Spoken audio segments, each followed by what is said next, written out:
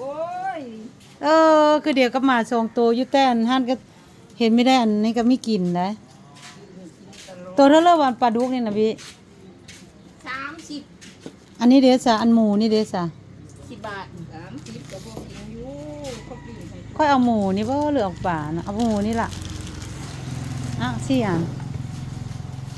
เบิดแล้วบ่ ป้าแตนเอาเท่านั้นแหละ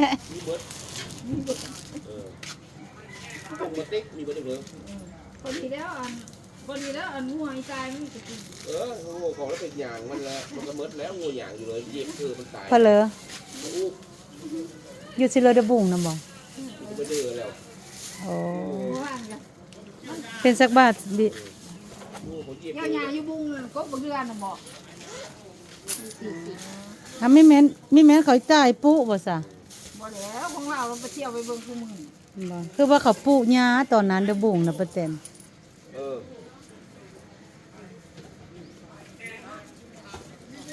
อ้าว เอาไอ้เผลอเขาละอันนั้น เข้าได้นั่นน่ะของป้าบุ้มตัวนั้นน่ะ บอก เอาเขาจองบ่ โจงอีกเนี่ย เป็นสาวแล้ว ทุกบนระบบนั่นน่ะคือ เป็นสาวแล้วอันนี้อันนั้นนั่นมาเห็นแล้วเป็นผมสีกระเดยแล้ว นั่นคือมันบอกดูหลาย เป็นสาวแล้วนะปาม ดูหลายนี่ละเอามา ไปวัดก่อนค่อยมาเมื่อวานนี่ละยาย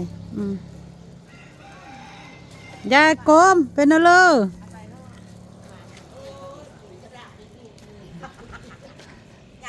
ยางมีเป็น โอ้ยมันขาดแข้งขาดหางก็อาบน้ำก็อย่ามือจุดแน่ เอาเขายังว่าอยู่พาเดี๋ยวไปซ่อนเมื่อวานนี่คนประสานแล้ว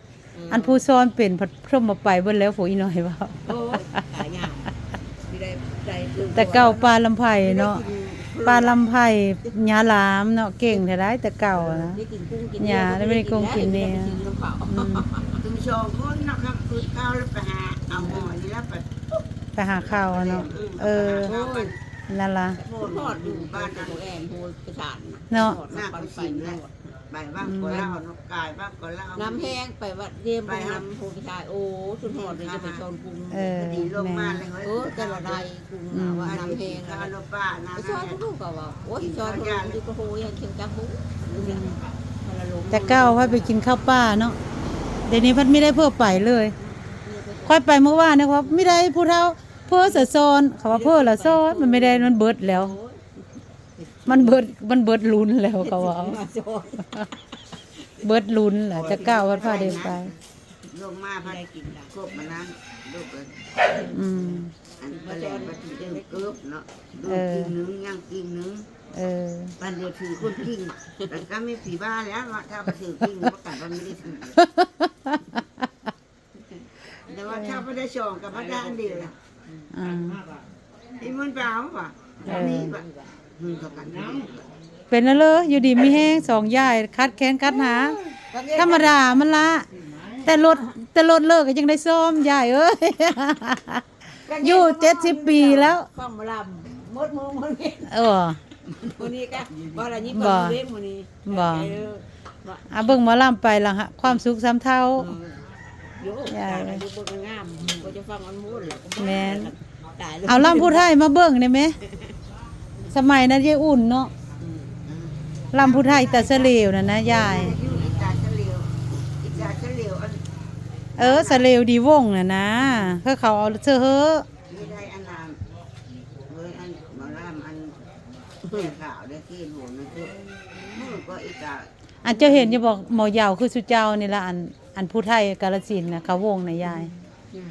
งามแล้วเราล่ำเนาะเราล่ำเตินคือเหมือนคือยาโบล่ำสมัยแต่เก่าคือยาโบล่ำ เขาก็พออันนั้นคืออันนี้ปัจจุบันน้องโบชงชราม อันนั้นนั่นเราเป็นกระเทยเนาะตัวสูงใหญ่และเราพล่ำมาเตินคือเดียวกับอันยาโบล่ำสมัยยาโบฟอนสมัยนั้นนั่นเองเขาเลี้ยงผีนั่นสูงข่าวและเป็นแม่เมืองนะแล้วก็เอาเพลือว่าคันมาเบ่งเด็บมือนะเนาะแล้วก็ฟ้อนไปแล้วเขาบอกโอ้คือยาโบเด้เขาว่าแล้วก็เอาอัน คือเด็กคือได้ แล้วก็เอาดอกจำปาเอ็ดสวรรค์แรงแล้วก็ซื้อโมกแล้วก็ซื้อคือเดียวสุเจ้าเอ็ดนั่นล่ะตะเก่าเนาะแต่ในโมกเนาะตะเก่าน่ะเนาะ ไปฟ้อนบ่ไปฟ้อนน้ำมันใส่หนองโบกับอันแย้มบ่นี่น่ะเขาไปถอนกันนี่ในแต้ ไปฟ้อนนำบ่ เขาถ่ายรูปนะถ่ายรูปอายุรวมกับบ้าน เออ ถ่ายเอาบ่ เออ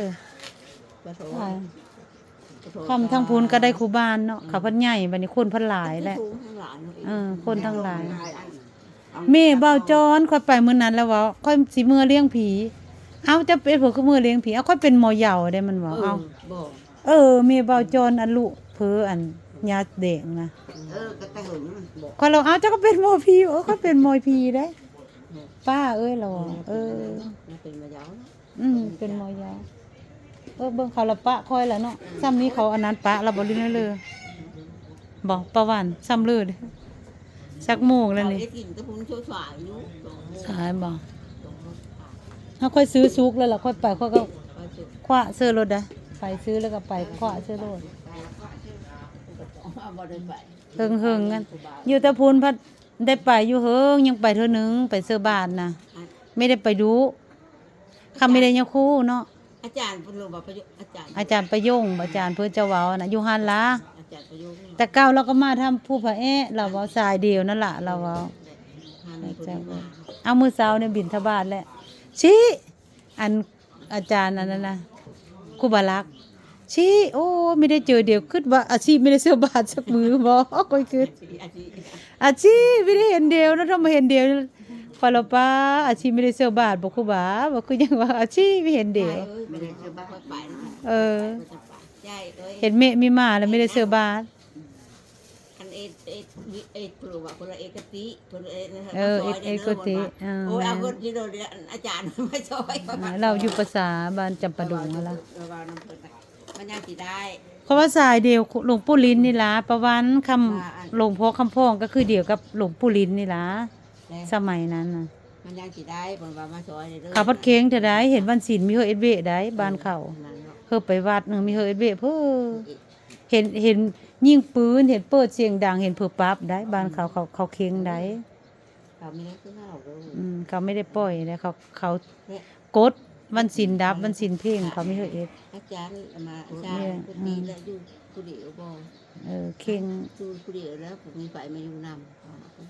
อยู่ผู้เดียวเรานะอยู่ป่าซานะล่ะป่าซานะล่ะ อันนี้นะ แม่นั้นไม่ได้ไปตลอดตะกี้นั้นได้ป้าคำสายไปนำแล้วแหละแม่ได้ไปนำ ผมมีไฟมาอยู่แล้วเขาอยาก เอาอีเพชรมันเอาเพลือไปขายสวีนั่นนะมันหิวมาอีเพชรเพลือซะนั้นมันได้ขนมบ่ ยักเลย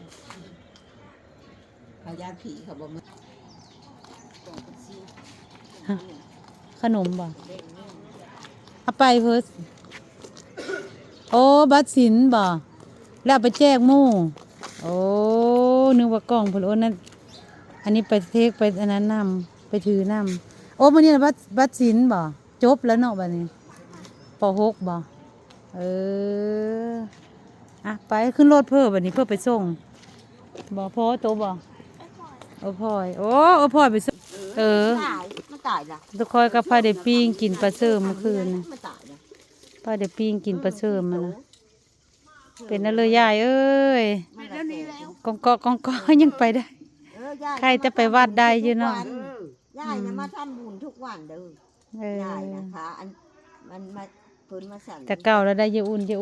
ยยาอุ่นไม่เห็นนะ ตะกี้พัด คุณโหดเสียดายคุณโหดใจอุ่นนั่นกะ เนาะ มันไปสั่น เกิดน้ำหลังป้าน้อยเลยเนาะยาอุ่นน่ะเนาะไปเกิดน้ำหลังแล้วไปก่อนแล้วยาอุ่นไปไว ใบฝ้ายทั้งนั้นเลยโอ้ยคุณเห็นโทกระตบ นั่นล่ะกระตบยาอุ่นเลยไปเห็นยาอุ่นแล้วมาเลยโอ้ย ย่ามาวันไหน มาเมื่อวานนี่สวัสดีจ้าคันรอ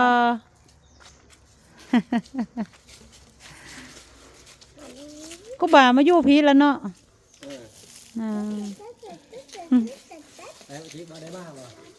ไม่ได้มาได้พ้นเจ้าบ้านนำระยะอาชีนะ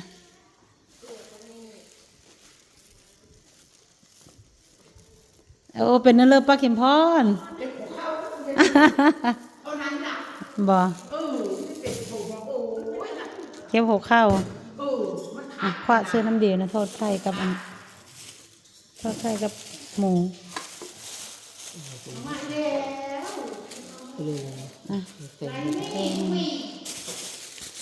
หมูกับ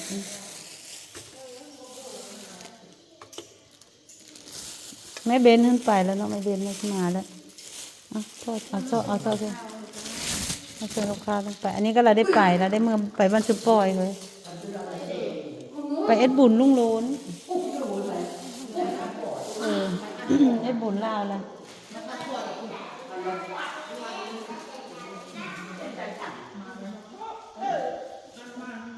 มันเป็นผืนในเวอร์นี่นะเลอะเอ็ดกามันบ่ไม่ได้เพิ่มไปปิดไม่ได้เพิ่มไปเก็บไปปิด มันก็แก้ล่ะทำไมเก็บขายตรงนั้นขาย นึ่งเนาะ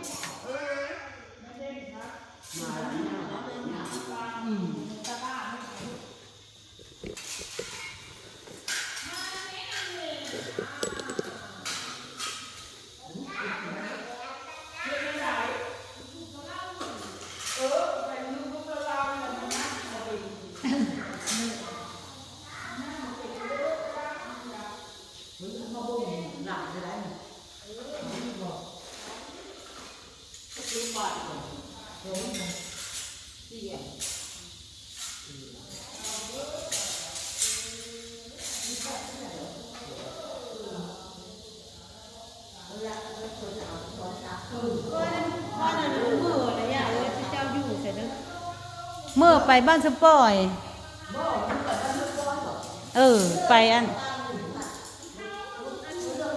เขาตั้งมือวันที่29ค่อยผัดมาก่อนแล้วค่อยละไปเซมื้อนี้นะไปหมู่น้ำเขาแล้วก็ค่อยกระมืออื่นนะมันอยากมีแม่ไปบ้านพุ่นละ